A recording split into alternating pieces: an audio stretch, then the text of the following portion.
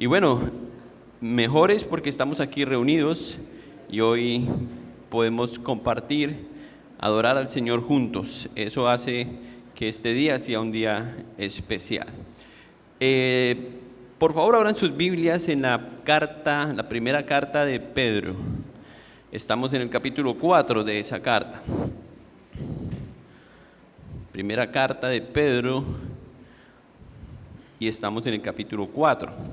Los que nos visitan hoy por primera vez deben saber que estamos haciendo un estudio de esta carta. Ya hemos predicado hasta el capítulo 4, estamos aquí en ese capítulo y la semana pasada llegamos hasta el versículo 6. Si ustedes quieren escuchar los sermones, ustedes pueden entrar a nuestra página ahí en YouTube y ahí van a encontrar los sermones o a nuestra página también de la iglesia. De hecho es muy bueno hacerlo porque yo encuentro que muchas personas todavía siguen buscando en línea y al hacerlo nosotros le damos más movimiento a la página y es posible que otras personas encuentran la iglesia y encuentran a Cristo cuando escuchen el Evangelio. Bueno, ¿ya están ahí?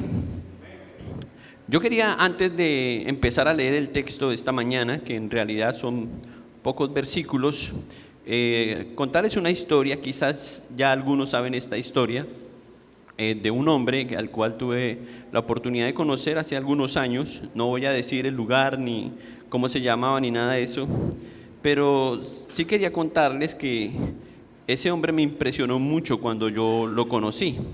Lo conocí en el gimnasio. Aunque no lo crean, sí, yo asistí a un gimnasio. ¿Ok?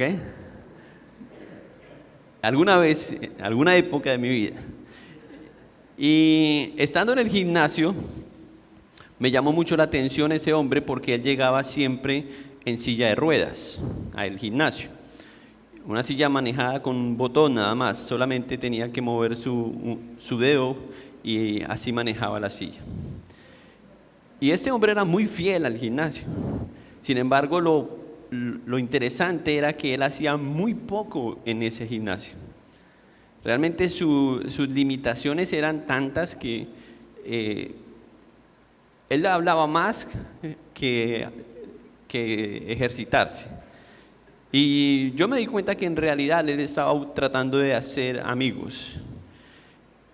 Y empecé a acercarme un poco a él, tomamos café varias veces. Como a la tercera semana él me invitó a su casa, después de haber tomado café juntos por algunos días. Él me invitó a su casa y me contó su historia de por qué él estaba en silla de ruedas.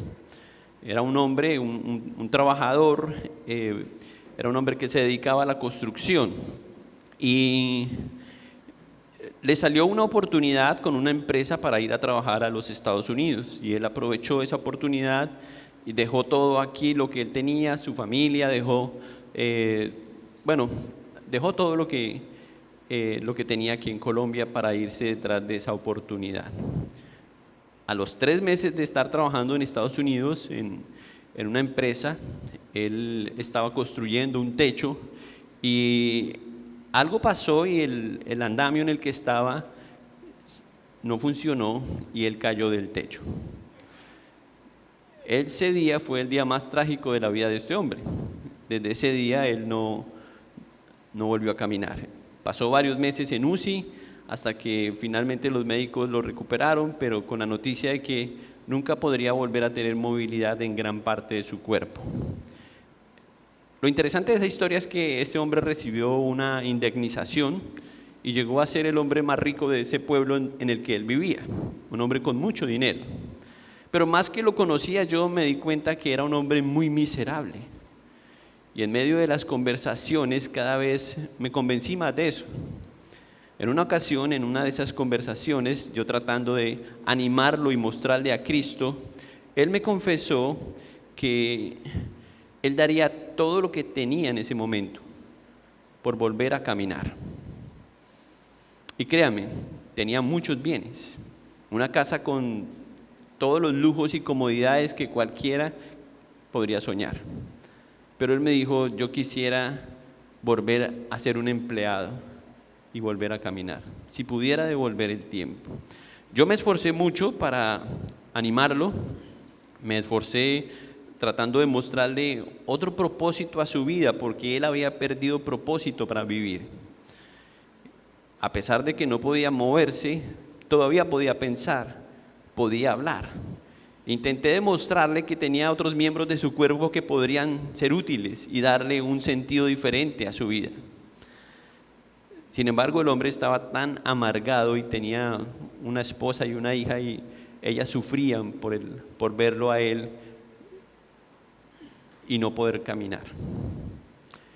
Le prediqué el evangelio. No sé si hoy es creyente. Él fue un par de veces a la iglesia, pero no sé si es creyente. De pronto usted conoce personas así, ¿verdad? Personas que han perdido todo intentando alcanzar sus sueños. Personas que están frustradas porque no alcanzaron sus metas. Personas que lo dieron todo.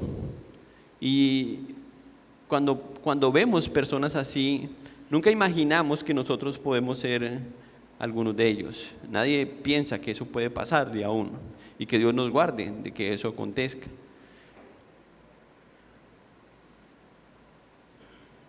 Esas frustraciones de la vida son más comunes de lo que parece, aunque no estemos todos en silla de ruedas. Muchas personas, aunque no se dan cuenta y no han sufrido un accidente trágico, están frustrados porque no pueden usar sus dones, sus miembros de su cuerpo para lo que fueron diseñados. Es decir, no están cumpliendo el propósito en su vida. Y creo que Pedro tiene mucho que hablar en este pasaje que vamos a predicar hoy acerca de eso, de cómo usar nuestros dones para la gloria de Dios. Por eso titulé este mensaje, cómo ser administradores de la gracia de Dios. Cómo ser buenos administradores de la gracia de Dios. Yo no sé si ustedes recuerdan algo del pasaje de la semana pasada. ¿Recuerdan algo de la semana pasada en cuanto al pasaje? Estuvimos predicando la semana pasada. Pedro estaba considerando nuestra condición antes del servicio, y por eso él habló del carácter del cristiano y cómo el cristiano debe mortificar su pecado antes de servir. O sea, Pedro pudo empezar con estos versículos, pero en realidad Pedro no lo hizo. No abordó el tema del servicio y de las cosas que hacemos antes de quiénes somos. Y él va a seguir abriendo este camino para que podamos entender lo que Dios quiere. Pedro entendió desde su propia experiencia que Dios revela nuestras debilidades para que podamos invertir en ellas antes de usarnos para servir o para su gloria. Voy a decir eso otra vez. Pedro entendió que desde su propia experiencia que Dios revela o descubre nuestras debilidades para que nosotros podamos invertir en ellas antes de usarnos para su gloria o para servir a otros. Y es por eso que él había, antes del versículo 7 que vamos a estar leyendo hoy, es por eso que él había hablado de los pecados que impiden nuestro servicio. Es necesario que antes de usar un plato nos aseguremos de que está limpio, ¿verdad? Nadie quiere comer en un plato sucio, ¿cierto? O si alguien tiene esa costumbre, de pronto algún joven, sírvame ahí. Pero regularmente uno quiere que el plato esté bien limpio antes de que le sirva. Y esa es la idea de Pedro aquí, antes de que Dios nos use para su servicio, para alimentar a otros, para fortalecer el cuerpo de Cristo, que estemos limpios. Y esos fueron los versículos que estuvimos estudiando la semana pasada, del 1 al versículo 6. Si no escuchó ese mensaje, ya lo puede escuchar también ahí en nuestra página.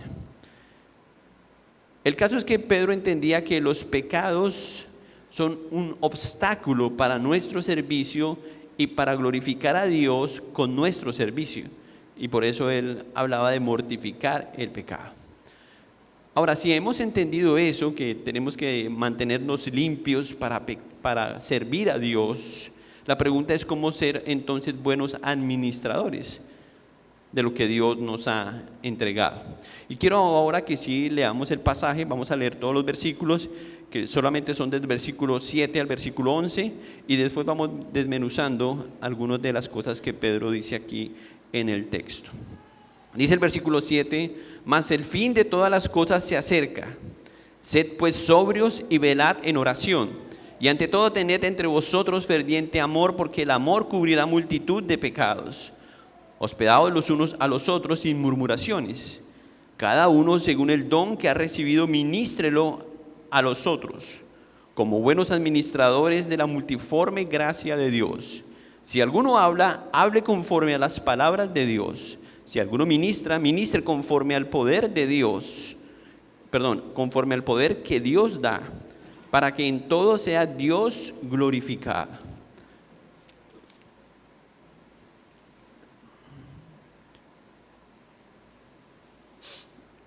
Versículo 11, que me perdí aquí.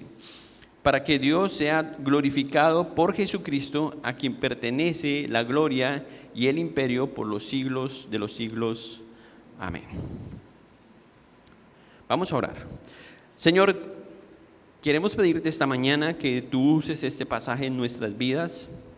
Sabemos que hay una buena razón para que esté escrito aquí y que tiene que ver con nosotros. No solamente con Pedro y los creyentes que recibieron este mensaje en su momento, sino también con nosotros. Pero es necesario, Señor, esta mañana que la obra de tu Espíritu Santo sea visible en nuestras vidas para poder entender, para poder aplicar este pasaje, para poder recibir tu palabra. Yo te ruego, Señor, que mis labios torpes no sean un obstáculo para que tú comuniques la verdad, Señor, a esta tu iglesia. Ayúdanos a entender, ayúdanos a meditar en estas verdades, Señor, y a responder al Evangelio, Señor, como tú esperas que lo hagamos. Abre los ojos de aquellos que están en este lugar ciegos, que no tienen comunión con tu Hijo Cristo, y que hoy puedan entender, Señor, el gozo de la salvación. Muéstrales a Jesús, tu Hijo, en este pasaje, Señor. Gracias por lo que Pedro hizo, Señor, para comunicar tu verdad como la tenemos hoy aquí. Bendícenos, te lo pedimos en el nombre de Jesús. Amén. Entonces la pregunta es, ¿cómo ser administradores de la gracia de Dios? Yo encontré 3 cosas que pueden ayudarnos a ser buenos administradores de la gracia de Dios. Y la primera está en el versículo 7. Dice nuevamente Pedro, mas el fin de todas las cosas se acerca, sed pues sobrios y velad en oración. La primera cosa que podemos hacer para ser buenos administradores es ser conscientes de la venida de Cristo. Ahora, mire cómo Pedro lo dice. Pedro dice que el fin de todas las cosas se acerca simplemente para acelerar el pensamiento de lo que él había venido construyendo al decir que somos librados del pecado. Voy a hacerles una pregunta. Esta mañana, ¿cuántos de ustedes pensaron que hoy Cristo puede venir? Que hoy puede ser el último día suyo aquí en la tierra. Si usted pensó así, levante su mano. Generalmente no, yo pensé en eso necesariamente por el pasaje, ¿sí? Y porque anoche me soñé con el rapto además. Y no les voy a contar eso porque si no, aquí me quedo. Pero fue extraordinario, hermano. Yo sueño mucho.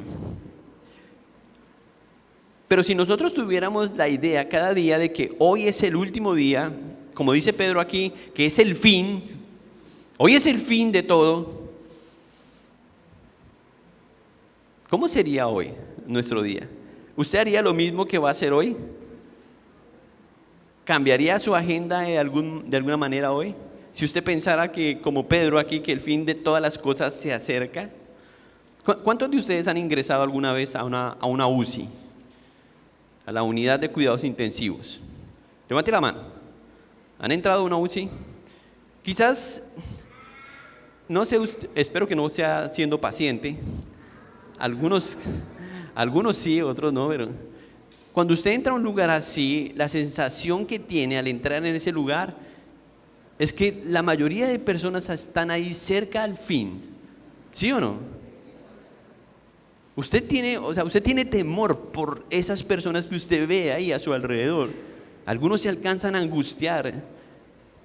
Generalmente cuando yo voy a orar por alguien en UCI, termino orando por no sé cuántas personas, porque me cuesta orar por uno solo, pensando en todas esas personas y que quizás sea el último día de esas personas.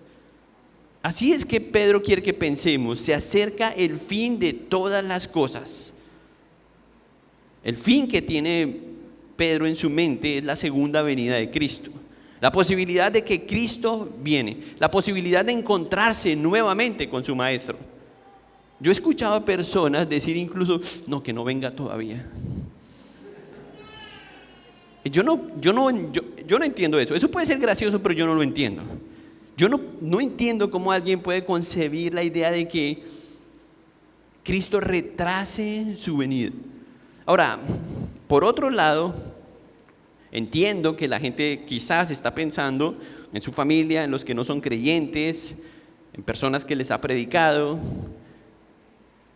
pero hay otros que están pensando en que tienen que terminar la carrera, en que alguien les debe una plata y cosas ridículas. Pero si realmente el cristiano estuviera pensando que estamos cerca al final, y a veces hay como una ola, ¿cierto?, de las cosas, de la teología, cuando la gente dice, por ejemplo, cuando pasamos la pandemia, todos pensamos, llegó la hora, ¿cierto? Y la gente se encontraba en sus casas meditando y orando, y lo demás no importaba porque el fin está cerca. Pero uno sabe que eso son cosas emocionales nada más. La realidad de que nuestro Salvador viene por su iglesia es algo mucho más profundo. No es simplemente una emoción del momento, sino que nos debe llevar a vivir una vida, un estilo de vida diferente. Y eso es lo que Pedro trata de comunicar aquí al decir que se acerca el final. Entonces Pedro dice, sed sobrios y velad en oración. Ahora, imagínense cómo sería nuestro último servicio de oración si supiéramos que Cristo viene el domingo y tenemos servicio el miércoles, servicio de oración. No tendríamos espacio aquí, ¿verdad? Estaría full de personas. Pero una de las razones por qué la oración es tan débil es porque no estamos pensando en la venida de Cristo. Porque pensamos que tenemos todo el tiempo, ¿sí? Incluso la gente ora para que Dios extienda el tiempo, nos dé más tiempo para muchas cosas. Pedro quiere, con lo que va a decir aquí y acerca de la venida de Cristo, darle un sentido de urgencia a la razón de estar orando. Si somos conscientes de que Cristo va a venir, ¿qué importa lo demás? Es decir, ¿cuál debería ser nuestra oración si Cristo va a venir? Eso es tan real como lo que acabo de decir. Puede ser que su agenda cambia porque usted sabe que Cristo va a venir y obviamente sus peticiones van a cambiar. Las razones por las que usted ora van a cambiar si usted es consciente de que Cristo va a venir. La gente dice, no, pero es que llevamos esperando a Cristo más de 2000 años. Yo no conozco a alguien que tenga 2000 años. Si usted conoció a Cristo hace 20 años, usted lleva 20 años esperando la venida de Cristo. Y la buena noticia es que hoy está un día más cerca a que Cristo venga. O usted va a Cristo primero o Cristo viene por nosotros. Pero eso es una realidad, Cristo va a venir. Y Pedro quiere ayudarnos a entender que el día se acerca, el fin está cerca. Eso tiene Pedro en mente para darle urgencia a la necesidad de unirnos en oración, velad, estar despiertos y entender que en cualquier momento Cristo viene. Pedro ahora sabe que orar es importante. Recuerdan que Pedro estuvo con Jesús y Jesús invirtió mucho tiempo con los discípulos orando. Uno de esos es cuando Pedro estaba con Jesús en Getsemaní. Escuchen el pasaje, no tienen que buscarlo, escuchen. Mateo capítulo 26, versículo 36 al 46. Entonces Jesús fue con ellos a un lugar que se llamaba Getsemaní y dijo a sus discípulos, siéntense aquí mientras yo voy a orar en aquel lugar. Jesús llevó consigo a Pedro, ahí está Pedro, y a los 2 hijos de Zebedeo, y comenzó a ponerse triste y muy angustiado. Entonces le dijo: quédense aquí y velen conmigo, porque siento en el alma una tristeza de muerte. Era el fin del ministerio de Cristo en esta tierra. Él estaba próximo a ser crucificado. Es la razón por la que Él le pide a los discípulos: oren. Unos pasos más adelante se inclinó sobre su rostro y comenzó a orar. Y decía: Padre mío, si es posible, haz que pase de mí esta copa, pero que no sea como yo quiero, sino como tú quieres. Esa era la oración del Señor. ¿Y ustedes saben cómo terminó esa historia? ¿Qué hizo Pedro mientras que Jesús oraba? Dormía. Pero el Pedro que estamos viendo ahora aquí, en esta carta, entendió ahora que Cristo vendría. Y él ve ahora la necesidad y la urgencia de orar. Él no está durmiendo, porque él sabe ahora que es más importante orar antes de dormir. Él sabe eso. Y él le pone la urgencia a esta oración diciendo: hermanos, debemos velar, estar despiertos, pensando en la venida de Cristo. Ahora recuerden que el contexto en el que se encuentran estas personas a quienes Pedro se dirige es que están siendo perseguidos, están luchando con cosas. Hombre, si usted está en medio de una guerra y está siendo perseguido, ¿qué necesita? Orar. Pero yo no sé cuántas veces una persona llega a la consejería, en la oficina, y uno dice: yo sé lo que tú necesitas, vamos a orar. Y esa persona dice: no, pero ¿qué más hacemos, pastor? No, vamos a orar. Y además de eso, ¿qué podemos hacer? O sea, minimizan el poder de la oración, cuando muchas veces el mejor recurso que tenemos es orar. Pero en realidad no oramos. Y eso es una idea del diablo, que no necesitamos la oración. Yo me gozo de que tenemos unos hermanos muy fieles orando cada mañana. Pero al mismo tiempo me entristece que no hayan más hermanos entrando a la oración cada mañana. Porque necesitamos orar. Y el orar nos hace más conscientes de nuestras necesidades. El orar nos hace más conscientes de que necesitamos a Cristo. Y también de que Él debe regresar por nosotros. Aquí Pedro introduce ese artículo cuando él dice: sed pues sobrios y velad. En la Biblia de las Américas se ve mejor porque aparece 4 veces en la traducción de las Américas. Sed sobrios, sed hospedadores, dice. Aquí la versión de las Américas omite eso. Pero la idea me gusta porque cuando él dice sed sobrios y velad, Pedro está diciendo que nosotros debemos convertirnos en lo que somos. Es decir, cuando él dice, él no está pidiendo que hagan algo, sino que sean algo. Que sean algo. Y refuerza la idea cuando él dice: sead sobrios y velad. Fue por eso que Jesús invirtió tiempo enseñándoles a orar. Otra ocasión en que Jesús les enseñó a orar fue, hablando de Pedro, fue en la transfiguración. Dice la Escritura que ellos estaban orando con Juan y Jacobo, y Jesús invirtió tiempo con ellos orando. Para Jesús la oración era algo muy serio, era algo que era una disciplina en su vida.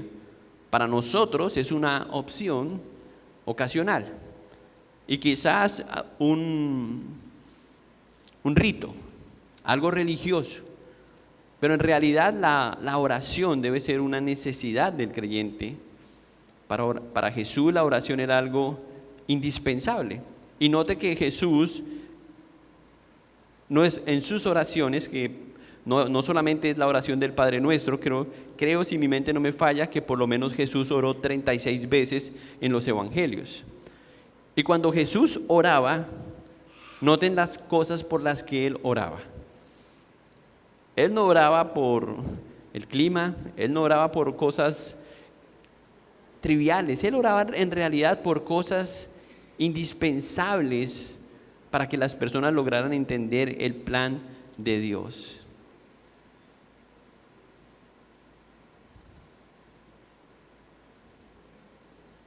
Jesús quiere que su iglesia sea una iglesia dedicada a la oración. ¿Cómo ser administradores entonces de la gracia de Dios? Lo primero que tenemos que entender, otra vez, para ser buenos administradores de la gracia de Dios, es que debemos ser conscientes de la venida de Cristo para crecer en nuestra disciplina de la oración. Eso es lo primero. Versículo 8.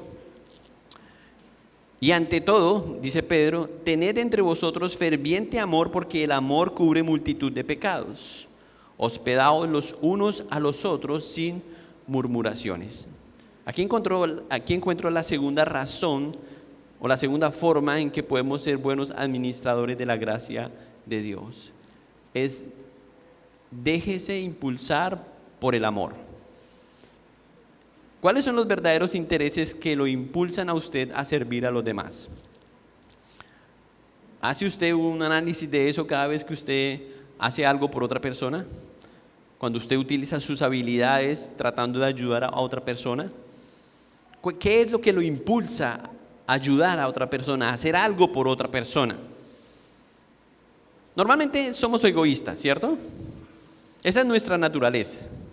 Bueno, voy a hablar de mí para que ustedes no se sientan mal. Soy egoísta, ¿sí? Y eso hace que muchas veces haga cosas mecánicamente, simplemente por hacerlas, pero no motivado por el amor para hacer esas cosas. Y Pedro se toma el tiempo para decir, antes de hablar del servicio, que ante todo debemos hacer las cosas con amor. Mire cómo dice aquí, con ferviente amor. Algunos usan simplemente sus habilidades para alcanzar sus logros personales, sus metas, o simplemente para conseguir bienes materiales. Pero debemos entender que Dios nos dio ciertas habilidades especiales a las que le llama dones, y que cada creyente tiene por lo menos un don o una habilidad especial, y esa habilidad tiene un propósito, una razón por la que Dios se la dio. El apóstol Pablo, hablando de este mismo tema en el capítulo 4 de Efesios, en el versículo 12, él dice que esos dones, escuchen cómo dice, son a fin de capacitar a los santos para la obra del ministerio, para la edificación del cuerpo de Cristo. O sea que esa habilidad que Dios le ha dado a los creyentes es para la edificación del cuerpo de Cristo. Yo sé que ustedes son buenos todos en algo, ¿sí? Tienen habilidades y a veces más de una habilidad. Esta habilidad se distingue de nuestras capacidades naturales. Incluso podría yo pensar en un administrador. Un administrador puede incluso alcanzar el grado más alto en su carrera, tener un doctorado como administrador. Pero una persona que tiene el don de administrador, o en la Biblia aparece como presidir, esa persona va a ser distinguida entre la otra persona que académicamente es un doctor, porque el don que tiene edifica a la iglesia. El don que esa persona ha recibido capacita a los demás y no busca su propia gloria, sino que busca el beneficio de los demás. Eso es la gran diferencia. O sea, usted puede tener una capacidad y desarrollarla enormemente, pero eso es diferente a cuando Dios le ha dado a usted un don para la edificación del cuerpo de Cristo. Pregunta, ¿sabe usted cuál es ese don? ¿Sabe usted cuál es su don?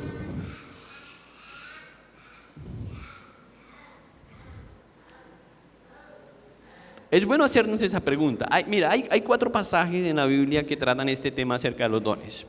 Este pasaje que estamos estudiando, 1 de Pedro capítulo 4, Efesios capítulo 4, Romanos capítulo 12 y 1 de Corintios capítulo 12 al capítulo 14. Haga una lectura cuidadosa de estos 4 capítulos Y note usted en la lista de los dones, que ahí los va a encontrar, cuáles de esos dones usted encuentra que usted tiene. Y al hacerlo, empiece a pedir y a orar a Dios para que pueda hacer buen uso de esas habilidades para la iglesia, para la edificación de la iglesia. Es triste pensar que Dios ha capacitado a los cristianos y muchos cristianos están desperdiciando esa capacidad en el mundo. Eso es una realidad que en cierta forma debilita o empobrece la iglesia de Cristo. Y a mí me da un poco de tristeza. Entonces Pedro está hablando aquí de que el impulso de nuestros dones debe ser ese amor. Dice Pedro que el amor es capaz de cubrir multitud de pecados. Pedro introduce el tema de los dones como Pablo lo hace, con un discurso sobre el amor, aunque Pablo se extiende, ¿cierto? Capítulo 13, primero a los Corintios. Pedro lo dice de forma sintetizada: necesitamos tener ferviente amor antes de servirnos. Pero ya Pedro sabe lo que él está diciendo. Aunque no es el amor en sí mismo no es un don, sí es una virtud que debe impulsar todos los dones. Es como el aceite que lubrica los dones para poderlos utilizar para el propósito que Dios nos dio. Ahora, nuevamente regreso para hablar que no solamente dice que amor, sino que es un ferviente amor. La palabra en el griego tiene el sentido de algo intenso, algo profundo. No un amor vago, no un amor, algo emocional de momento, no, sino que es algo intenso. Entonces, mire cómo Pedro lo está diciendo: tengan entre ustedes un intenso amor. Eso es lo que Pedro está diciendo. Para lo que él va a decir ahora acerca de poner o usar nuestros dones, él dice: primero, amen a las personas. La gente dice: ama lo que haces. No, ama la razón por la que haces eso. Porque si tu motivación es Cristo, si tu motivación es que Cristo viene pronto, ¿qué vas a hacer con lo que Cristo te ha dado? Tienes que hacer algo y tienes que pensar en eso. Pablo dice también en el capítulo 12 de Romanos, en el versículo 11, dice: no seáis perezosos en lo que se requiere no seas perezosos en lo que se requiere diligencia, fervientes en espíritu, sirviendo al Señor. Hablando también del contexto, en el contexto de los dones. Y esa palabra se repite aquí: fervientes. Pero aquí la palabra tiene más la idea de algo que está hirviendo. Lo otro es la profundidad del amor, y aquí algo que es más entusiasta, algo que está hirviendo, que sobresale de la olla. El entusiasmo nuestro al estar sirviendo al Señor. Hay algo que a mí no me gusta escuchar, y es cuando la gente dice: voy a ir a la iglesia porque me tocó hacer tal cosa. Y yo entiendo lo que la gente está tratando de decir, pero si tú sabes que Dios te dio una habilidad, cualquiera que sea, no es que te tocó esa habilidad, es que tienes el privilegio de hacer algo en el nombre del Señor, para la gloria del Señor, en tanto que el Señor viene. Y tú debes sentirse privilegiado por hacer eso. Pero muchas veces no lo vemos así.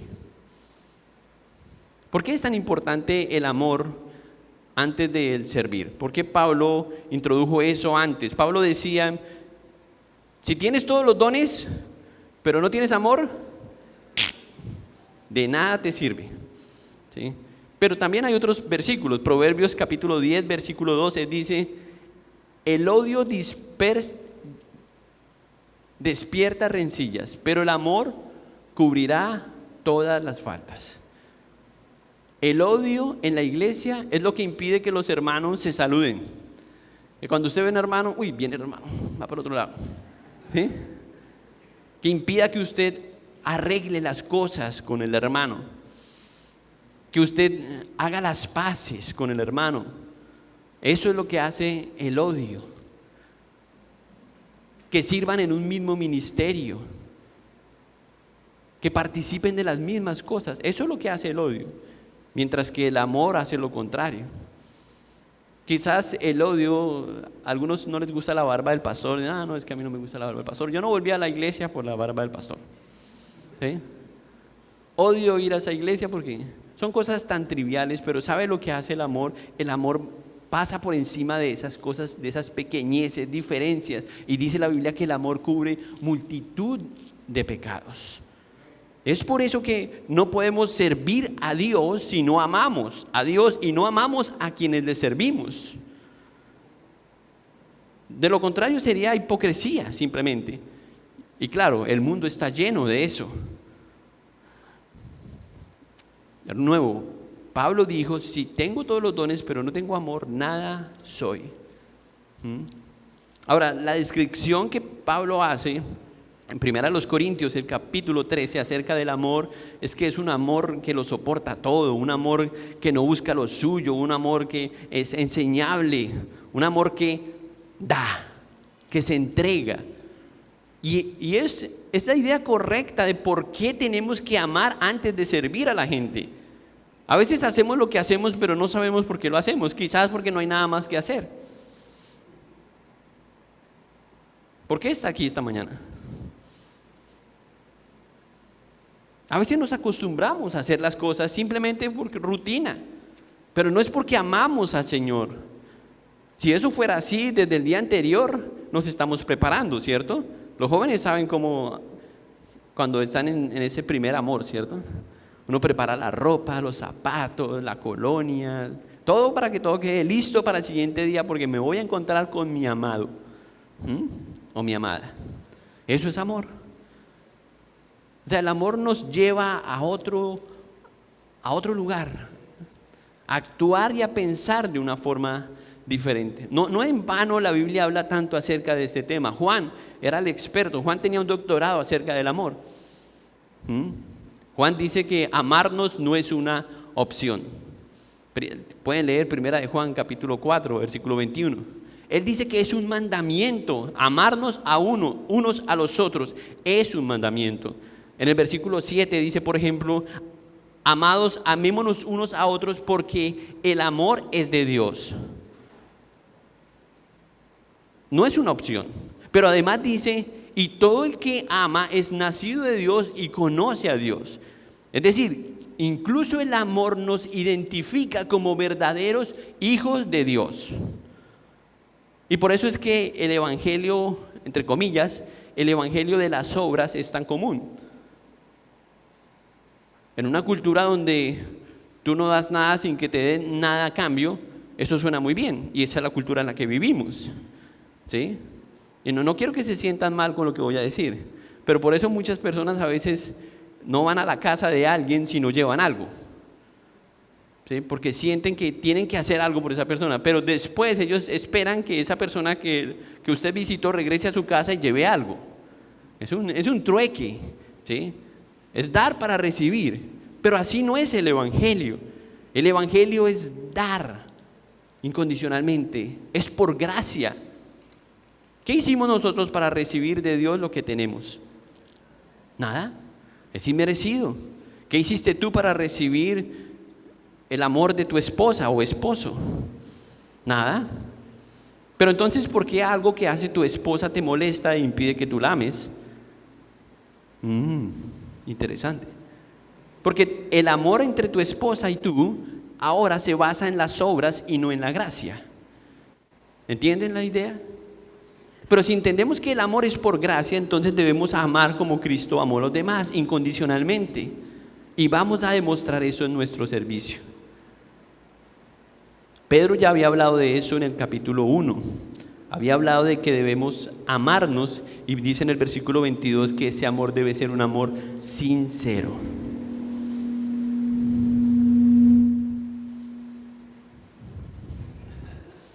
Te amamos, Manuel. Porque el amor es de Dios y así es Dios, sincero. Él es sincero. Por eso es que él da un ejemplo ahí en el mismo versículo. Noten en el versículo nuevamente, el versículo 9. Él dice que el amor debe ser ferviente y que cubrirá multitud de pecados, pero luego da un ejemplo de práctico acerca del amor. Hospedaos los unos a los otros sin murmuración. ¿Han tenido la oportunidad de hospedar a alguien? El mes que terminó, entre mayo y junio, primero recibimos una familia de 4, luego un grupo de 17, luego estuve con un grupo de misioneros, 3 misioneros, y ahorita tenemos la hija de un misionero y su amiga en nuestra casa. A propósito, ya está aquí, ¿sí? La hija del pastor Scott Carter, James, para los que no lo conocen como Scott. Hospedar. Pero hospedar a estas personas que son conocidas es algo fácil.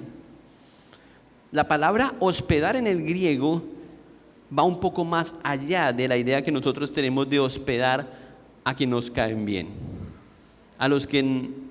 con los que tenemos confianza. En realidad tiene que ver con los extraños, tiene que ver con los extranjeros, con los que no conocemos. Ahora hagamos nuevamente la pregunta: ¿qué tan buenos somos hospedando a las personas? Ya no tan buenos, ¿cierto? Porque seleccionamos. Entonces, lo que Pedro quiere hacer es ayudarnos a entender que si estamos amando como Cristo ama, entonces aquí está la práctica. El amor es práctico, debemos hospedar a los demás, ser hospedadores, practicar el amor, es lo que Pedro está diciendo. Practiquen ese amor, que ese amor sea visible a los demás. Es que es muy fácil cuando yo tengo que amar a mi esposa y a mis hijos, aunque ellos digan que no, que no es tan fácil. Pero lo que es realmente un reto es amar a quien no conozco. Eso es un reto. Yo no sé si ustedes recuerdan que aquí en la calle había un hombre ahí en la esquina que siempre estaba con un palito recogiendo monedas y golpeando las llantas de los carros. ¿Sí? Voy a confesarles algo, pero no le cuenten a nadie. Yo empecé a sentir cierta molestia con ese hombre por sus comentarios y me tocó orar. Porque yo dije, no puede ser. Ese hombre está a menos de una cuadra de la iglesia. ¿Alguien sabe cómo se llama ese hombre? Se llama Félix. Y empecé a orar por él con su nombre y mi actitud empezó a cambiar. Y a pesar de sus comentarios inapropiados, me acerqué a él, le invité a la iglesia varias veces, pero tuve que hacer un esfuerzo más allá de lo que yo estaba pensando para poder mostrar algo de amor a esa persona. Eso es lo que quiere Dios, porque amar a los que nos caen bien, a los que les gustan las mismas cosas que a nosotros, eso es fácil. O cuando todo está bien, eso es fácil. Pero cuando Él no está de acuerdo conmigo, cuando Él está pensando otra cosa, cuando uno de los dos está equivocado, entonces ahora tenemos que mostrar el amor. Les comenté alguna vez que me quedé en una ciudad, tampoco voy a decir la ciudad ni el nombre. Me quedé en una ciudad, iba con mi esposa, nos íbamos a hospedar. No sabíamos dónde nos íbamos a hospedar, solo que cuando terminó el evento donde estábamos, un hombre nos preguntó: pastor, ¿tiene dónde quedarse? Yo le dije: no, hermano, no se preocupe, pero voy a buscar un hotel, tengo un hotel chequeado. Me dijo: no, quédese en nuestra casa. Le dije: no, hermano, no quiero incomodarlo. No, quédese en nuestra casa.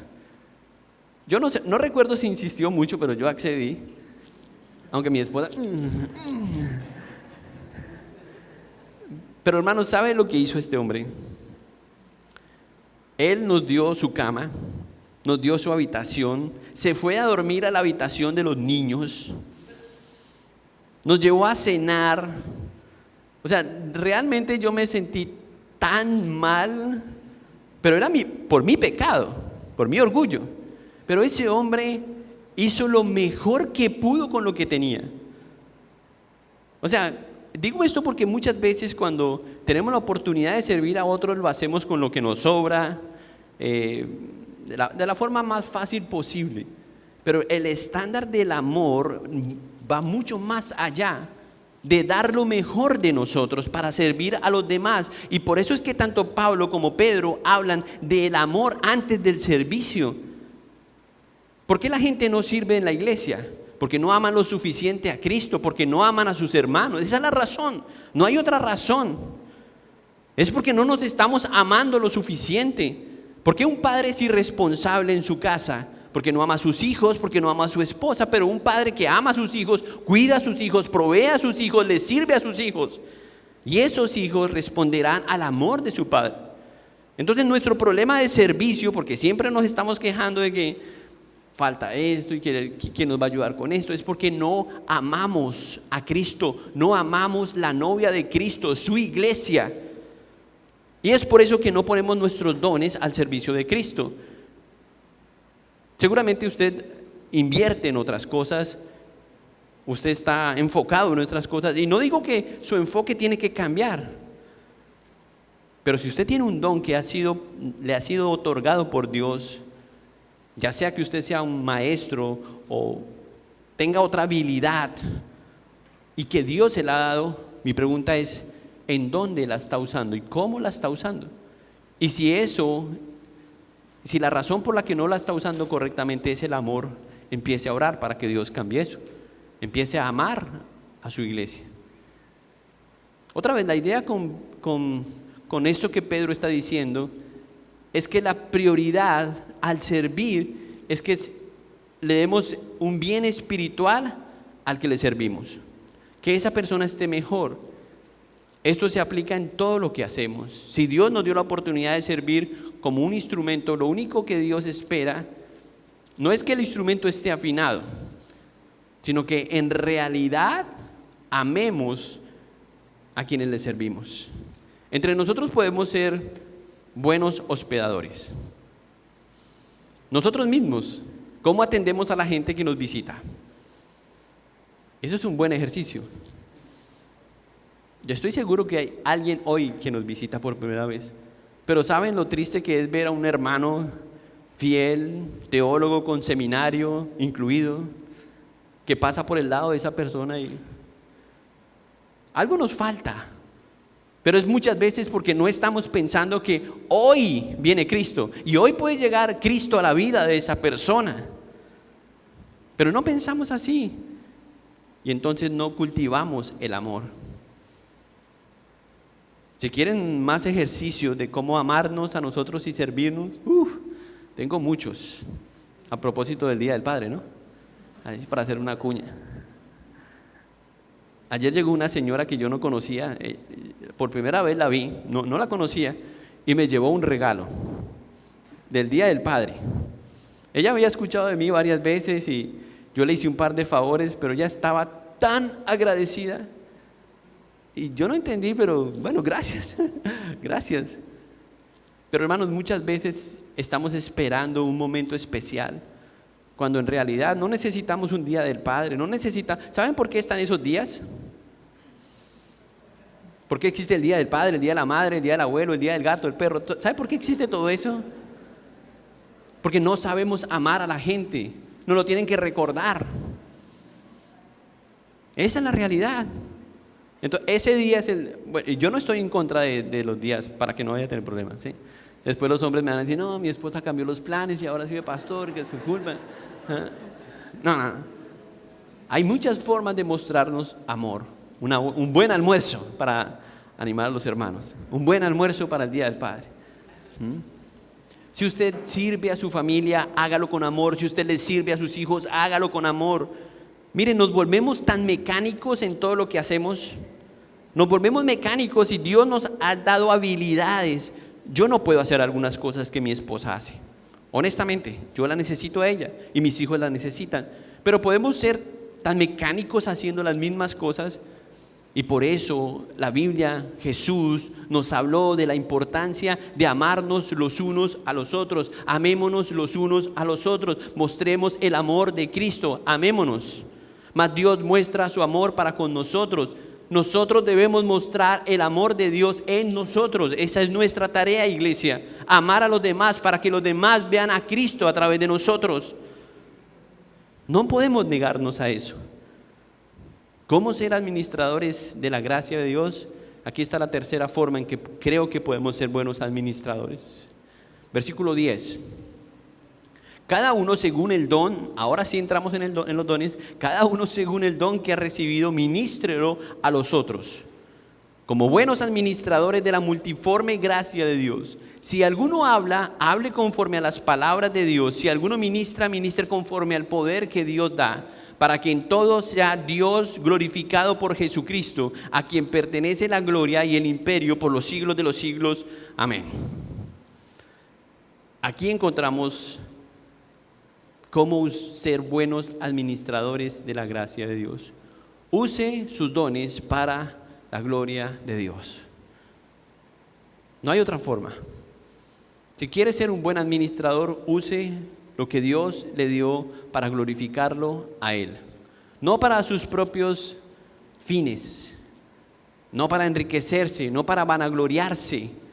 Porque algunos son talentosos en algo y lo único que hacen es, ¿verdad?, pura selfie y puros seguidores, cultivando su propia gloria. Pero si Dios te dio una habilidad, es Dios quien merece la gloria por tu habilidad. Ya sea que seas un buen trabajador, ya sea que seas una persona supremamente inteligente en algo, habilidosa con tus manos, lo que sea, Dios merece la gloria de eso y Dios quiere que lo uses de esa forma. Cada uno según lo que ha recibido. Esas habilidades espirituales son para el servicio de Cristo, como ya lo leí de Efesios. Pedro indica aquí que cada creyente debe usar sus dones, no como dueño, sino como administrador. ¿Sabe lo que es un administrador? Alguien que cuida lo que no es suyo. Y mi papá siempre me decía eso, porque mi papá me ponía a hacer tareas, muchas tareas, y yo le decía, pero ¿por qué hacemos eso, papá, si eso no es de nosotros? Mi papá me decía, el que no cuida lo suyo nunca va a saber cuidar lo que no es suyo. ¿Ah? El que no cuida lo de otros nunca va a saber cuidar lo suyo. Así está bien dicho. Y es verdad. Y a mí me costaba porque me tocaba lavar el carro del amigo de mi papá o hacer otra cosa. Y yo decía, pero era una lección necesaria. Aprender a cuidar las cosas. Y si siempre pensamos que no son nuestras, sino que son de Dios, entonces vamos a tener el sentido correcto de las cosas. Pedro indica aquí que cada creyente debe usar sus dones como buenos administradores de Dios. ¿Qué cosas le ha dado Dios? ¿Qué cosas ha puesto Dios en su mano para que usted administre? Porque usted tiene lo que tiene y no lo tiene la persona que está en la fila de atrás. ¿Porque usted es mejor que esa persona? Sí, ¿cómo no? Pues no. Se llama por la gracia de Dios. Y como Dios da, Dios puede quitar cuando Él quiere, porque Él es Dios. Pero si Dios ha puesto cosas en tus manos, es para que Dios sea glorificado. Y si tú las administras correctamente, vas a tener gozo profundo. No la satisfacción de tener cosas, sino de ser lo que eres en Cristo, porque lo haces para Cristo. Él busca personas fieles que sirvan a otros. No sé si ustedes recuerdan la parábola de los talentos. ¿Recuerdan esa parábola? Mateo capítulo 25. En el versículo 23, Él dice estas palabras: bien, buen siervo y fiel. En lo poco fuiste fiel, sobre mucho te pondré. Entra en el gozo de tu Señor. Mientras que un hombre estaba pensando, yo te conozco que eres malvado, Jesús estaba buscando una sola cosa. Y no era la prosperidad, no era la multiplicación de las cosas, porque eso no depende de los hombres, eso depende de Dios. Lo que Dios estaba esperando era que esos hombres fueran fieles con lo que habían recibido. No multiplicación, porque algunos se jactaron, uy, yo recibí 5 y ahora te doy 10. Pues eso no dependió de ellos, fue más de Dios y de las habilidades que Dios les dio para hacer eso. Pero lo que Dios espera es que seamos fieles, eso es lo que Él espera. Es muy alentador para este grupo de hermanos al que Pedro les está hablando, que en medio de sus pruebas lo único que Dios espera de ellos es que ellos sean fieles con lo que Dios les ha dado, a pesar de que eso les cueste la vida. Sí. Y así pasaron muchos mártires. Se mantuvieron firmes hasta el final, porque entendieron esas verdades. Pedro dice, si alguno habla, hable conforme a las palabras de Dios. Aquí puede referirse al don de enseñar o al don de ser pastor. Me ocurre algunas veces mientras yo estoy hablando, aconsejando a algunas personas, que después cuando las personas salen de la oficina yo digo, Señor, ¿por qué le dijiste eso a esa persona? ¿Entienden lo que acabo de decir? Yo mismo no planeo muchas veces lo que Dios va a decir a través de un don que Dios me ha dado, porque algunos creen que tengo el don de sabiduría o de aconsejar, y después yo me pregunto, y yo tomo nota de eso, el Señor le dijo a tal persona, ¿sí? Porque en realidad es algo que viene de Dios. La gente muchas veces lo ve como si, uy, no, es que esa persona, usted tiene que ir allá porque, uy, no, es Dios. Pero Dios a quien usa, su iglesia. Y así Dios pone un buen maestro para alimentarnos, o un buen consejero para guiarnos, o otra persona para ayudarnos en otra área, porque Dios capacitó a su iglesia para que su iglesia se fortalezca. Y al final, Cristo lleve la gloria de eso. Esto debe ayudarme a saber que solamente soy un instrumento de Dios. Jesús incluso dijo esas palabras. Jesús dijo en el Evangelio de Juan, en el capítulo 12, dijo, porque yo no he hablado por mi propia cuenta, sino que hablo en cuenta a nombre de mi Padre. Él buscaba llevar la gloria a Dios. No se jactaba de cuán elocuente era. Él sabía que lo que Dios le había dado era para glorificar al Padre y llevar a otros a conocer al Padre. Dios tiene muchos instrumentos.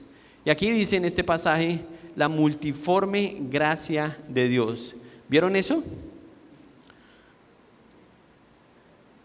Dice, como buenos administradores de la multiforme gracia de Dios. Yo no sé si todos entienden eso. Yo entiendo que Dios tiene muchas formas de hacer las cosas. Yo no sé si ustedes se acuerdan de un dibujo animado que era, no recuerdo bien el nombre, de Trupi. Era un perrito de orejas largas. Yo sé que eso es una generación diferente, pero a mí me encantaba ese perrito, porque era un dibujo animado, y él sacaba de un bolso, él sacaba una escalera, sacaba una caña de pescar, ¿cierto? Yo creo que hay una hermana aquí que tiene un bolso de Drupi, ¿sí? Pero la gracia, la multiforme gracia de Dios no es un bolso gigante en donde cabe todo. Eso no es la multiforme gracia de Dios. Un bolso gigante donde usted mete todo y entonces usted dice que esa es la multiforme gracia de Dios. ¿Por qué tengo que aclarar esto? Porque muchas personas, aunque sí hay muchos ministerios haciendo cosas que glorifican a Dios, hay muchos otros que usan este pasaje para meter todo ahí. Incluso para decir que hay pastores que son homosexuales, porque Dios obra de forma diferente. Esto no es multiforme gracia. Esto es una desgracia. Entonces no todo cabe, porque yo no quiero pensar que Dios hace las cosas de una sola forma. Dios tiene muchas formas de obrar, pero Dios tiene principios. Y según su propia esencia, Dios guarda lo que Él hace para no contradecirse. Entonces no podemos pensar que ahí cabe todo, porque hay muchos haciendo cosas locas para Dios, en nombre de Dios. Mentira. Aunque sí hay una multiforme gracia de Dios, es a través de su iglesia, cómo Dios obra y ministerios. Yo sueño con que aquí va a haber un colegio, un orfanato, un ancianato, que Dios obre para su gloria, para que podamos alcanzar a muchos otros que tienen necesidad de conocer a Cristo, y que así la gloria de Dios se extienda. Y si ese es el plan de Dios, lo veremos, pero es para la gloria de Dios. Luego dice, si alguno ministra, ministre conforme al poder que Dios da.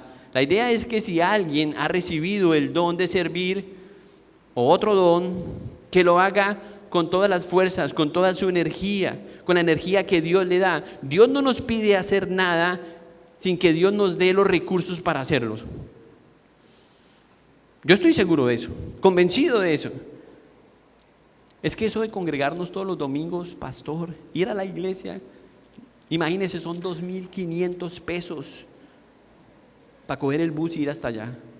Yo no sé en qué Dios cree la gente, pero yo creo que mi Dios puede suplir 5.000 pesos para el bus de ida y vuelta, incluso para el almuerzo, si ese es su problema. Pero el Dios que quiere la gente es diferente. Es un Dios que le pide hacer cosas que son imposibles. No, Pedro es quien dice que Él nos ha dado todas las cosas para vivir como Dios quiere que vivamos. Si Él nos llamó a hacer algo, Él nos capacitó a hacerlo. Él nos va a proveer para hacerlo. No somos nosotros. Y eso simplemente para que tú no te jactes de quién eres o de lo que haces para Dios, sino para que Dios sea glorificado.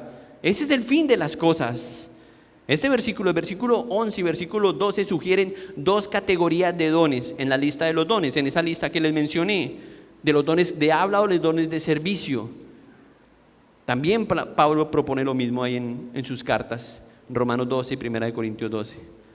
Al final él dice, para que en todo sea Dios glorificado por Jesucristo, a quien pertenece. Escuchen, no quien merece, sino a quien pertenece. No a quien merece, sino a quien le pertenece la gloria, el imperio por los siglos de los siglos. Amén. No es que Dios esté reclamando, no es que Dios esté mendigando gloria, es que la gloria le pertenece a Él, es su gloria. Y Dios te quiere usar para que otros conozcan a Dios y vean la gloria de Dios. Qué hermoso es ser un instrumento de Dios. Qué bello es poder hacer algo para la eternidad, para la gloria de Dios. Mientras que algunos están aquí en este mundo, tienen sus ojos solamente aquí en este plano, pensando en que van a conseguir cosas, sus metas, No, hay una invitación superior. Impacten este mundo, pero para la gloria de Dios. Usted no va a ser reconocido por lo que va a hacer. Perdóneme si estoy rompiendo los sueños de alguien. Pero si usted es un instrumento de Dios, puede ser reconocido por la eternidad para la gloria de Dios. Así no sea por los hombres, pero por nuestro Dios, quien es el dueño de toda la gloria y la honra, así será por la eternidad. Él es el único. Y puede ser que usted no reciba aplausos aquí en esta tierra, pero Dios va a reconocer su esfuerzo, su sacrificio, en cómo usted usó sus dones, sus talentos, su servicio para Dios. No se desanime si no está recibiendo gratitud del hombre, pero anímese porque Dios reconoce a quienes le sirven. Él es el dueño de toda la gloria, le pertenece. Cuando dice por los siglos de los siglos, es el único que puede decir siempre. Nosotros no podemos usar esa palabra. Dios siempre la puede usar. Por los siglos de los siglos es su gloria y para siempre. Eso no lo vas a cambiar. Hagas o no hagas nada. Es Dios. Y la gloria es para Él. ¿Qué quieres hacer con tu vida? ¿Qué estás haciendo con tus recursos? ¿Qué estás haciendo con lo que Dios te ha dado? ¿Cómo estás usando tus dones? ¿Cómo estás viviendo con tu familia? Dios quiere ayudarte. Necesitamos a Cristo para poder hacerlo bien. No hay una forma en que nosotros podamos responder bien a este mensaje sin Jesús. La persona de Jesús en nosotros nos permite hacer las cosas bien para glorificar al Padre. Y si tú estás aquí y no tienes a Cristo, arrepiéntete. Confiesa que necesitas a Jesús, invítalo a tu vida, recíbelo, sométete a Él y entonces empezarás a vivir para Cristo. Cierra tus ojos y oremos. Padre, gracias te damos